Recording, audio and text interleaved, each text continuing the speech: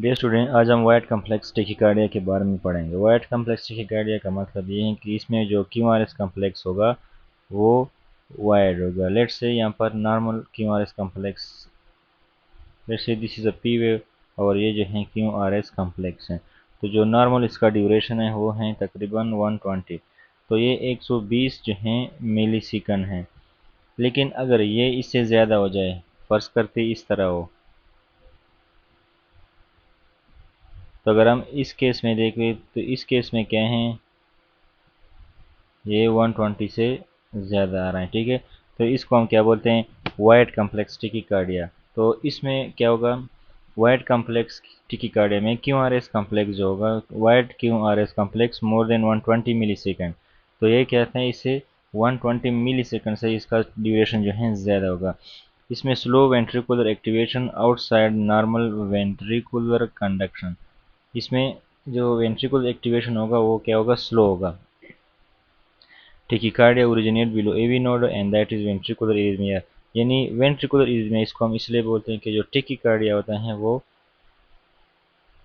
AV node से नीचे होता है। तो सबसे पहले जो हमारे पास है वेंट्रिकुलर टेकिकार्डिया। वेंट्रिकुलर टेकिकार्डिया में क्या होता है कि एक्टोपिक फोकाई जो होते हैं वेंट्रिकल के अंदर मौजूद होते हैं और वो जो है फायरिंग स्टार्ट करते हैं, यानी इलेक्ट्रिकल एक्टिविटी स्टार्ट करती हैं। और इस वजह से फिर ये इलेक्ट्रिकल एक्टिविटी जो होते हैं माइसाइड टू माइसाइड कंडक्शन करती हैं। तो फर्ज करते हैं इसमें क्या होता है वेंट्रिकुलर टेकिकार्डिया में, इन ventricular tachycardia ectopic ectopic foci जो होते हैं, यानी एबनॉर्मल जगह से नॉर्मल प्लेसेस तो हमें पता है कि ए से नोड है, फिर अगर वो नहीं करता तो ए भी नोड है। लेकिन यहाँ पर एक्टोपिक फोकाई मतलब कि जो फोकस है यानी करंट प्रोड्यूसिंग जो सोर्स हैं वो एबनॉर्मल जगह पे मौजूद होता है और that is called as ectopic. तो ectopic foci in the ventricle, ventricle के अंदर एक्टोपिक फोकाई क्या करते हैं, स्टार्ट करते हैं, स्टार्ट फायरिंग शुरू करती है, यानी करंट प्रोडक्शन शुरू करती हैं। एंड रिजल्टिंग इन, इसमें इसकी वजह से क्या होता है, रिजल्टिंग इन इंटरमायोसाइट, यानी myocyte to myocyte intermyocyte conduction.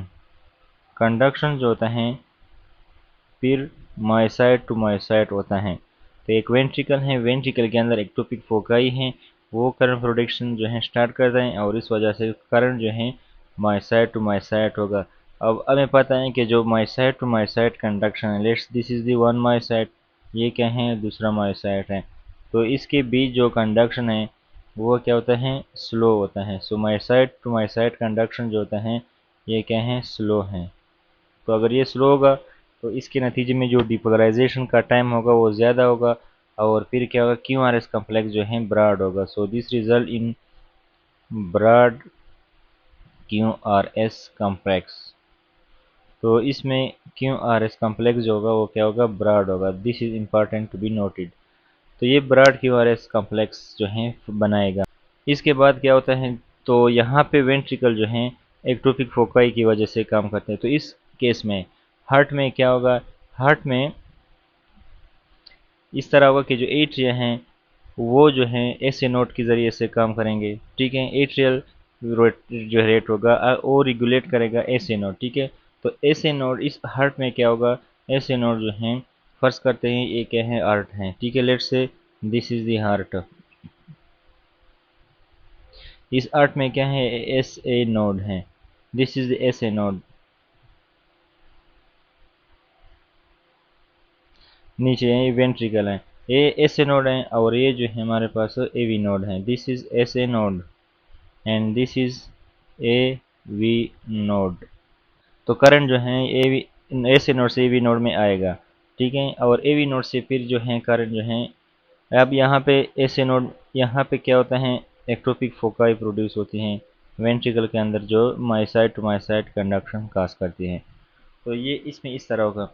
तो एट्रिया जो एट्रिया हैं वो ए से नोड की वजह से अपना काम करेंगे। Atrial rate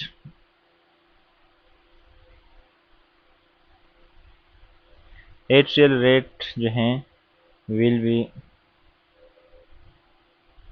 regulated by S A node. तो इस केस में एस ए नोड जो है अपना एट्रिया जो है कंट्रोल करेगा। तो क्या होगा, एस ए नोड का जो रेट है वो 100 है। ऐसे या एट्रियल रेट जो इसको हम बोल सकते हैं, एट्रियल रेट इज 100 पर मिनट, यानी ये 1 मिनट में 100 टाइम एक्टिवेट करता है, करंट देता है बार बार। और जो है वेंट्रिकुलर रेट क्या होगा इस केस में, वेंट्रिकुलर रेट 250 से ज़्यादा होगा पर मिनट। टेकिकार्डिया है, this is not normal, this is tachycardia, ventricular tachycardia. तो 250 से ज़्यादा होगा, यानी अब नॉर्मल फोकाई है। नॉर्मल की बात मैं नहीं कर, नॉर्मली वेंट्रिकल स्लो प्रोड्यूस करते हैं as compare to acid, but this is tachycardia, so that is producing more than 250, that is why we call is tachycardia. Tachycardia है इसलिए हम इसको 250 से ज़्यादा प्रोड्यूस करते हैं। तो इसमें एट्रिया अगर मिनट है, 1 मिनट में एट्रिया 100 टाइम, जबकि वेंट्रिकल जो है 250 टाइम अगर कॉन्ट्रैक्शन करता है, तो इसमें क्या होगा, एट्रिया अपना कॉन्ट्रैक्ट करेगा, वेंट्रिकल जो है अपना कॉन्ट्रैक्ट करेगा। तो इसकी वजह से एट्रिया और वेंट्रिकल एक दूसरे से बिल्कुल आज़ाद होंगे, उनके दरमियान कोई कनेक्शन नहीं होगा, and that is called as AV dissociation. तो इसके बाद क्या होगा, AV dissociation, atrio ventricular dissociation. Dissociation का मतलब जुदा होना, यानी ये दोनों एक दूसरे से आज़ाद काम करते हैं, ठीक है, ये दूसरे पर डिपेंड नहीं करते, they are independent of each other. तो वेंट्रिकुलर टेकिकार्डिया में एक हमारे पास ब्रॉड क्यूआरएक्स कॉम्प्लेक्स था, ब्रॉड क्यूआरएस कॉम्प्लेक्स, ठीक है। और एक दूसरा जो है अब हमारे पास आ गया वो है एवी डिसोसिएशन। तो एवी डिसोसिएशन जो है हमारे पास ए बी वेंट्रिकुलर टेकिकार्डिया में होता है। So in ventricular tachycardia AV dissociation also occur. तो यहाँ पे वेंट्रिकुलर टेकिकार्डिया में बीपी का क्या स्टेटस होगा, what will be the value of BP. तो वेंट्रिकुलर टेकिकार्डिया में बीपी जो होता है वो लो होता है, वेंट्रिकुलर टेकिकार्डिया में बीपी लो होगा। लो क्यों होगा, इसके पीछे दो रीज़न होते हैं। Number one is heavy dissociation, जो अभी हमने पढ़ लिया है। हेवी डिसोसिएशन में क्या होता है कि एट्रिया वेंट्रिकल एक दूसरे के अपोजिट यानी अपने आज़ादी से काम करते हैं, और इस वजह से फिर क्या होता है, हार्ट रेगुलर कंट्रोल नहीं कर सकता, और इस वजह से बीपी लो रहते हैं अक्सर।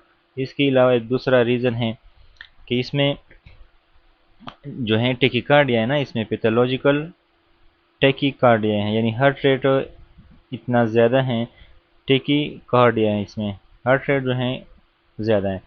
इसमें डायस्टोलिक फंक्शन होगा, यानी हार्ट रेट इतना तेज़ है कि वो डायस्टोल हार्ट जो है मुकम्मल यानी अच्छी तरह से डायस्टोल नहीं करता, तो इसको हम बोलते हैं डायस्टोलिक डिसफंक्शन।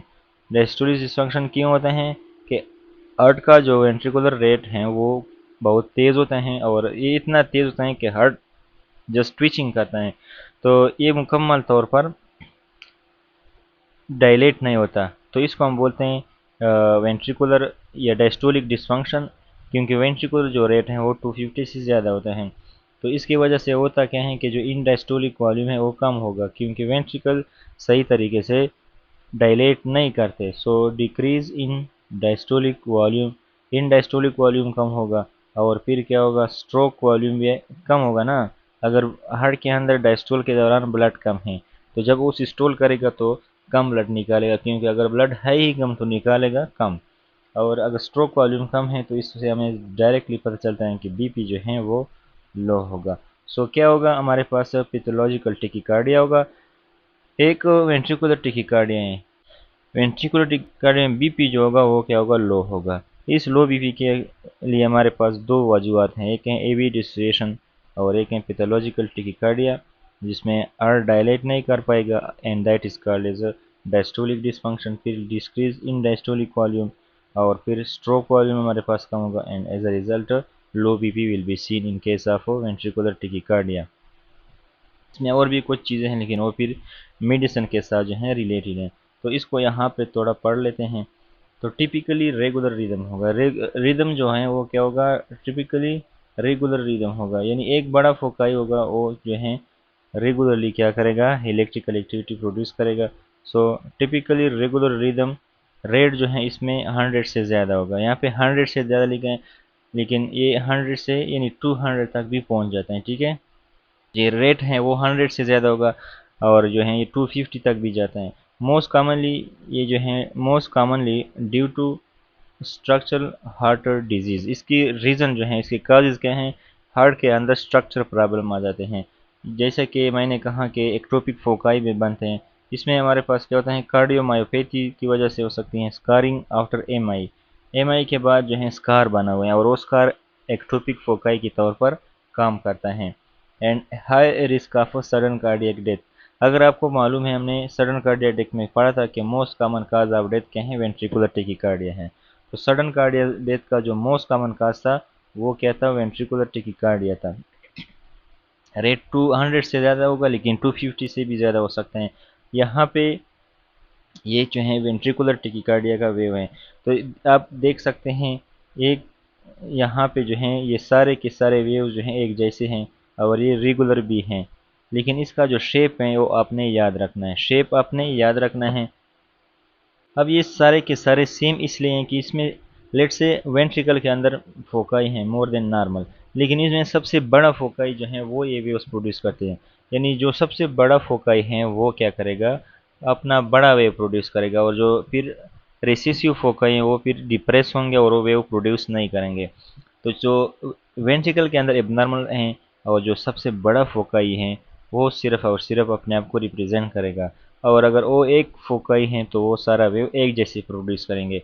सो यहाँ पर मैं लिखता हूँ कि जो वेव्स हैं सिमिलर हैं। So one big dominant foci, यानी एक बड़ा जो डोमिनेंट फोकाई है, इनकी वजह से causes all ventricular tachycardia ECG waves या waves causes all VT waves to be similar। तो ये एक दूसरे के बराबर इसलिए होते हैं कि एक बड़ा फोकाई होता है, सारे फोकाई काम नहीं करते। जो सबसे डोमिनेंट वाला होगा वो इलेक्ट्रिकल एक्टिविटी प्रोड्यूस करेगा, and that is giving a similar types of wave. So this is ventricular tachycardia. इसके बाद हमारे पास है टर्सेडस डिफाइंस, इसमें क्यूटी प्रोलांगेशन होते हैं, क्यूटी प्रोलांगेशन। लेट्स से यहाँ पे हमारे पास क्यूटी को थोड़ा रिवाइज करते हैं। ये क्या है, ईसीजी हैं, ये पी वेव हैं, ये Q R S wave, and then we have T wave and that's. So यहाँ पे क्या है, इन दिस केस, इस केस में हमारे पास ये हैं पी वेव, ये क्या है, पी वेव हैं, this is P wave.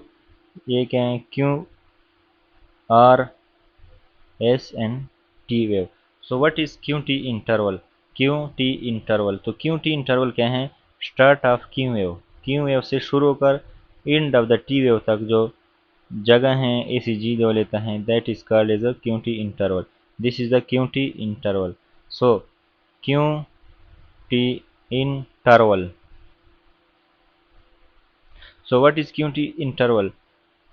From each is interval from the start of Q wave to the end of T wave। तो इसमें हमारे पास एक क्यू आर एस कम्प्लेक्स आ गया विच इज़ वेंट्रिकुलर डीपोलराइजेशन। इसके बाद जो एस टी सेगमेंट आता है which is a time between ventricular depolarization and ventricular repolarization. So this is the Q R S complex, ये डीपोलराइजेशन को रिप्रेजेंट करता है।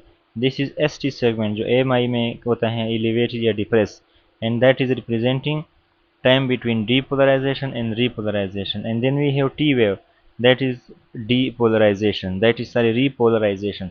so QRS complex जो है ये हमारे पास क्या शो करता है, QRS complex ये वेंट्रिकुलर डिपोलराइजेशन को शो करता है। जो एस टी सेगमेंट हैं ये क्या है, time between ventricular depolarization and ventricular repolarization. तो वेंट्रिकुलर डीपोलराइजेशन और रीपोलराइजेशन के दरमियान जो टाइम है it is represented by S T segment. Then we have T wave, T wave represent ventricular repolarization. तो वेंट्रिकुलर रिपोलराइजेशन को टी वेव जो है रिप्रेजेंट करते हैं। ठीक है, तो ये हमारे पास तीन चीज़ें हो गया। तो क्यूटी इंटरवल में ये तीनों चीज़ें जो है आती है, वेंट्रिकुलर डिपोलराइजेशन और वेंट्रिकुलर डिपोलराइजेशन में और इसके दरमियान जो स्पेस है। तो कुछ कंडीशंस हैं, कुछ चीज़ें हैं जैसे कि लो पोटाशियम जिसके काज हैं मैग्नीशियम या हाइपोकेलीमिया कैल्सीमिया। तो ये क्यूटी इंटरवल को प्रोलॉन्ग करते हैं और इससे टर्सिडीज डिपॉइंट्स भी होते हैं। तो इसको यहाँ पे हम डिस्कस कर लेते हैं। तो टर्सिडीज डिफाइंट्स के बारे में हम भी डिस्कस करते हैं। इसमें क्या होता है पोलीमार्फिक, इसमें क्या होता है पोलीमार्फिक। पोलीमार्फिक का मतलब कि ईसीजी में मुख्तलिफ शक्लों के वेव्स आते हैं। वेंट्रिकुलर टेकिकार्डिया यानी वेंट्रिकुल के अंदर टेकिकार्डिया होता है, लेकिन ये क्या होते हैं पोलीमार्फिक होते हैं। जिस तरह वेंट्रिकुलर टेकिकार्डिया में हमने पढ़ा कि ये मोनोमार्फिक है, जिस तरह यहाँ पे क्या है एक ही शेप के वेव्स आएंगे। ये जो टर्सिडीज डिपॉइंट्स हैं एक हैं पोलीमार्फिक, यानी this is mini shaped ventricular tachycardia. वो पहले क्या था सिंपल टेकिकार्डिया, लेकिन दिस इज द मानो पोलीमार्फिक वेंट्रिकुलर टेकिकार्डिया। इसमें शिफ्टिंग साइनोसाइडल वेव फॉर्म होते हैं। मैं आप लोगों को समझा देता हूँ। शिफ्टिंग साइनोसाइडल वेव फॉर्म का मतलब ये है कि ये जो वेव हैं साइनोसाइडल वेव्स होते हैं, यानी वेव का जो पैटर्न होता है वो एक वेव से दूसरी वेव में चेंज हो जाते हैं। लेट्स से मैं यहाँ पे सिंपल आप लोगों को ड्रा करता हूँ। ये एक ईसीजी है,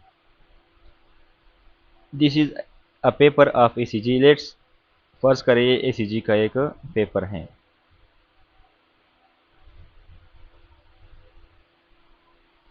ये जस्ट आप लोगों को समझाने के लिए मैं ड्रा कर रहा हूँ। ये डायग्राम आप लोगों को फिर मैं उधर ईसीजी में बताऊंगा। तो इसमें शिफ्टिंग का मतलब क्या होता है, शिफ्टिंग साइनोसाइडल वेव फॉर्म। तो लेट्स से पहले क्या होता है ऊपर ट्विस्ट होते हैं जो हैं सॉफ्ट होते हैं, यानी मतलब ब्लंट होते हैं। नीचे जो हैं शार्प वेव्स होते हैं। ठीक है, इस तरह ये जो वेव्स होते हैं इस तरह शार्प होते हैं। अब यहाँ पे क्या है ये वाला पोर्शन जो है ये राउंडेड है और यहाँ पे क्या है शार्प है। लेकिन फिर क्या होता है कि जो ये पैटर्न है वो चेंज हो जाता है, अपोजिट हो जाता है। और ये कुछ इस तरह हो जाता है कि नीचे राउंड हो जाते हैं, ऊपर जो है शार्प हो जाते हैं। तो दिस इज शिफ्टिंग। अब यहाँ पे राउंड हो गया, पहले ऊपर था लेकिन अब चीज़ उल्टा हो गया है। तो सब पहले क्या था ऊपर जो वेव्स थे उनका ऊपर वाला एरिया राउंड था, नीचे वाला क्या था शार्प था। इस तरह ये राउंड है, लेकिन अब क्या हो गया नीचे वाला राउंड हो गया ऊपर वाला शेफ्ट हो गया। तो ये जो साइनोसाइड ये जो वेव का पैटर्न था ये अपोजिट हो गया and that is called as a shifting wave form sinusoidal wave. So it will show shifting sinusoidal wave form में प्रोग्रेस टू वेंट्रिकुलर फिब्रिलेशन। इसकी वजह से वेंट्रिकुलर फिब्रिलेशन भी हो सकता है। तो long QT interval predispose to torsades de pointes, यानी जो लॉन्ग क्यूटी इंटरवल होते हैं, क्यूटी इंटरवल क्या होते हैं वो हमने यहाँ पे डिस्कस किया। अगर ये लॉन्ग हो जाए तो इस वजह से एबनॉर्मिलिटी आ जाती हैं और ये टर्सिडीज डिपाइंटस इसकी वजह से हो सकते हैं। और इसके कुछ काजेज हैं जो हम बाद में पढ़ते हैं, पहले इसको देख लेते हैं। लेट्स से पहले सिर्फ लॉन्ग क्यूटी इंटरवल था, यानी प्रोलॉन्गेशन हुई थी क्यूटी इंटरवल में। तो ये बुक में लिखा है कि जो क्यूटी इंटरवल हैं इसकी वजह से अगर ये लॉन्ग हो जाए क्यूटी इंटरवल तो इसकी वजह से टर्सिडीज डिपेंडेंस का जो वेव हैं वो बन सकते हैं, यानी टर्सिडीज डिपेंडेंस हो सकते हैं। तो लेट्स से ये क्या है ईसीजी हैं and that is showing torsades dependence. ये जो लाइन ड्रा की हुई है ये इसलिए ड्रा किए हैं कि अब शार्प एंड ब्लंट या राउंडेड जो सिरे हैं उसको रिप्रेजेंट करने के लिए। तो इसमें क्या है यहाँ पे देख लीजिए क्या है शार्प हैं, फिर क्या हो गया थोड़ा राउंड हो गया, लेकिन ये क्या है हमारे पास ईयर इट इज़ राउंडेड। तो ऊपर शार्प हैं नीचे क्या है ये राउंडेड हैं। लेकिन अगर हम यहाँ पे देख ले नीचे जो है शार्प हैं ऊपर राउंडेड हैं, नीचे जो है इस तरह फिर इसमें चेंजेस आ रहे हैं। तो यहाँ पे और यहाँ पे ये वेव जो हैं एक दूसरे के डिफरेंट हैं। ठीक है, तो इसको हम क्या बोलते हैं shifting sinusoidal waveform. So, and that is occurring if a long QT interval is present caused by the drugs. So long QT जो interval है वो long क्यों होता है ये सबसे पहले 3 आयंस हैं, जैसा कि low calcium, low potassium and low magnesium. Low potassium, low magnesium and low calcium, ये क्या करते हैं, प्रोलॉन्ग करते हैं क्यूटी इंटरवल को। फिर क्या होता है टर्सेडस डिपाइंटस, इसका असल में माना भी ये है कि ट्विस्टिंग ऑफ दी पॉइंट्स, यानी पॉइंट्स जो होते हैं यानी ईसीजी के जो सिरे होते हैं वो ट्विस्ट करते हैं, मतलब एक दूसरे से चेंज हो जाते हैं। ट्रीटमेंट में हम क्या देते हैं इन द ट्रीटमेंट, ठीक है, defibrillation for unstable patient, defibrillation भी कर सकते हैं, करते हैं हम अनस्टेबल पेशेंट के लिए। Magnesium sulphate for stable patient, तो दो चीज़ें हैं, अगर पेशेंट अनस्टेबल हैं तो डिफिब्रिलेशन देंगे, लेकिन अगर पेशेंट स्टेबल हैं तो मैग्नीशियम सल्फेट जो है देंगे। ठीक है, तो इस टर्सेटिस डिपाइंटस और वेंट्रिकुलर टेकिकार्डिया में मेन डिफरेंस ये किए हैं कि जो वेंट्रिकुलर टेकिकार्डिया है सिंपल वाला यानी मोनोमॉर्फिक, उसमें एक बड़ा फोकाई होता है और वो जो है वेव्स प्रोड्यूस करते हैं। जो को डोमिनेंट इसमें नहीं होता, यानी सिर्फ एक डोमिनेंट फोकाई होता है और वो एक करंट प्रोड्यूस करता है और वो एक टाइप के वेव्स देते हैं, जिस तरह यहाँ पे दिए हुए हैं। लेकिन टर्सेडिस डिपाइंटस में क्या होता है कि मल्टीपल वेव्स फोकाई होते हैं और वो अपना हर एक फोकाई जो होता है अपना अपना वेव प्रोड्यूस करते हैं।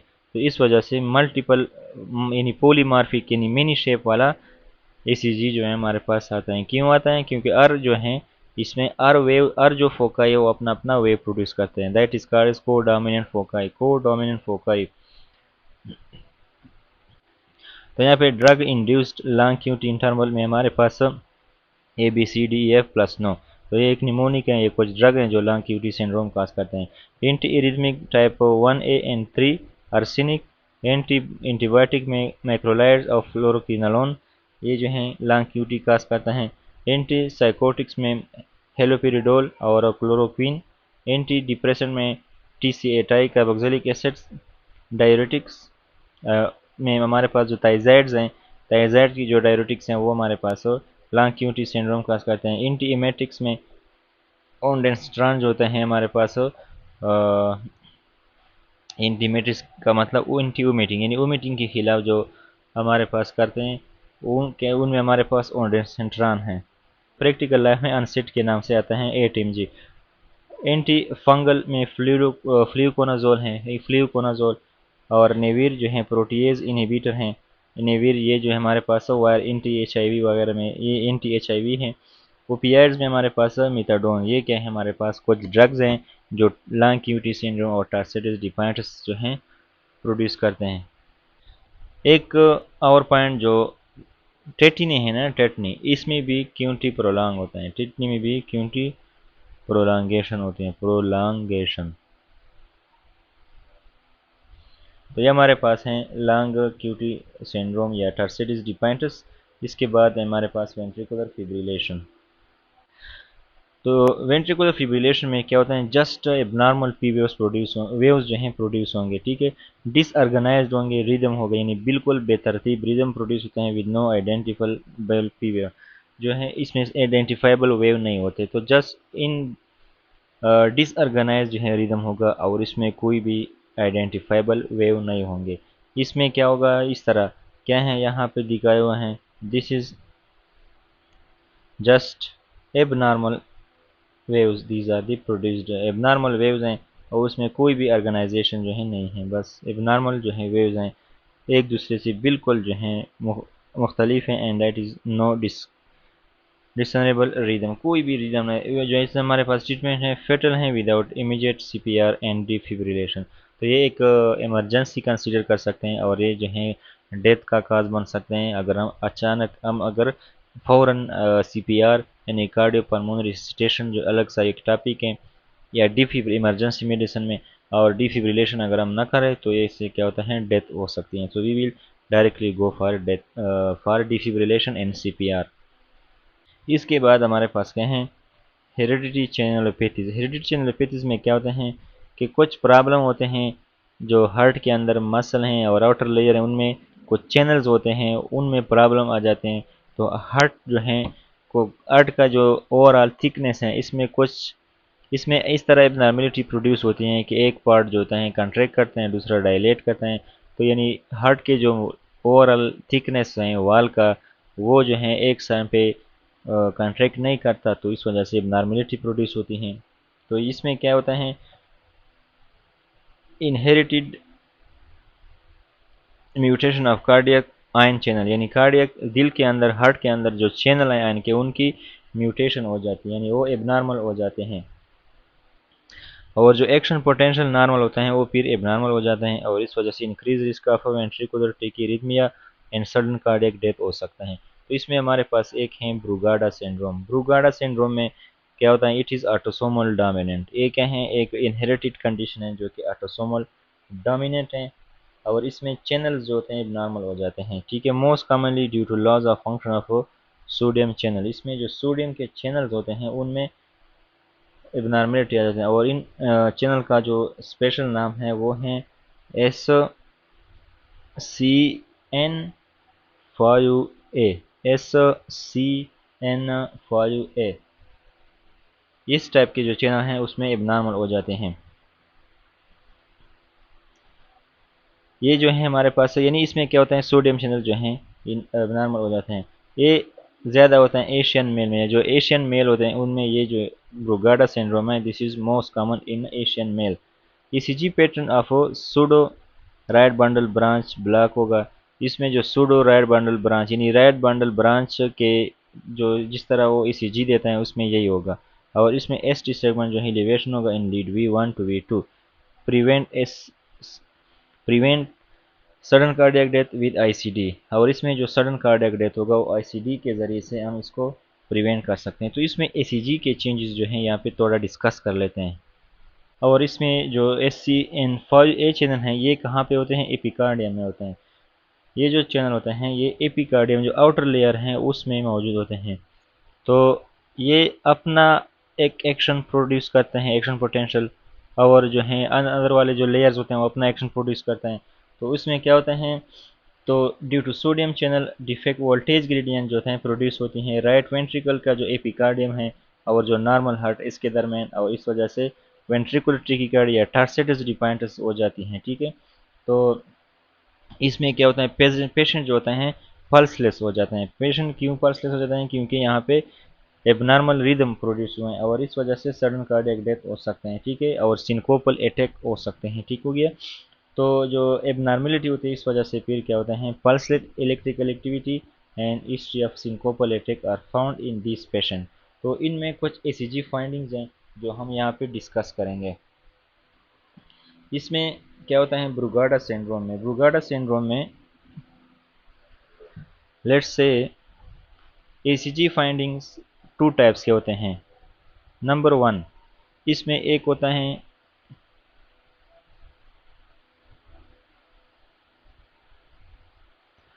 को पैटर्न, ठीक है, COVE। को पैटर्न में क्या होता है, को पैटर्न, इसमें एक को पैटर्न होता है, सही है।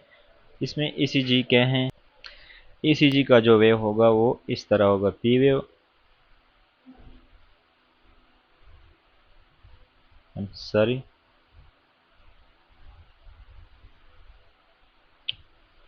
इसमें ईसीजी का जो वेव होगा वो इस तरह होगा, ठीक है। तो दिस इज द को पैटर्न। सेकंड नंबर पे ब्रूगाडा सिंड्रोम के अंदर सेडल बैक पैटर्न होगा। सेडल बैक, सेडल जो जानवरों के बैक पे होता है, saddle back pattern.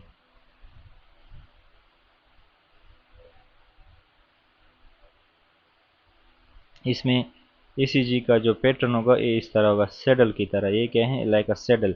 So this is saddle back pattern.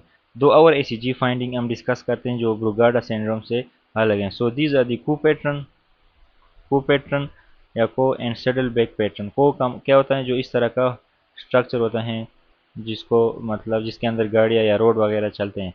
इसके बाद हमारे पास एक थर्ड नंबर पे एक एक्स्ट्रा यहाँ पे डिस्कस कर लेते हैं। Let's say this is ECG finding.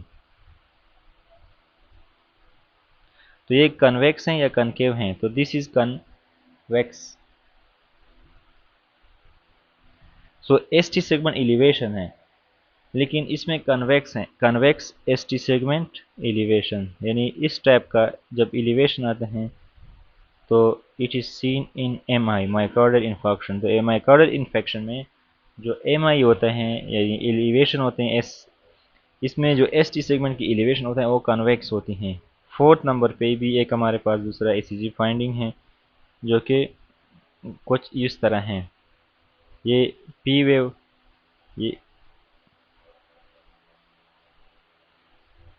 ये कनकेव हो जाते हैं फिर।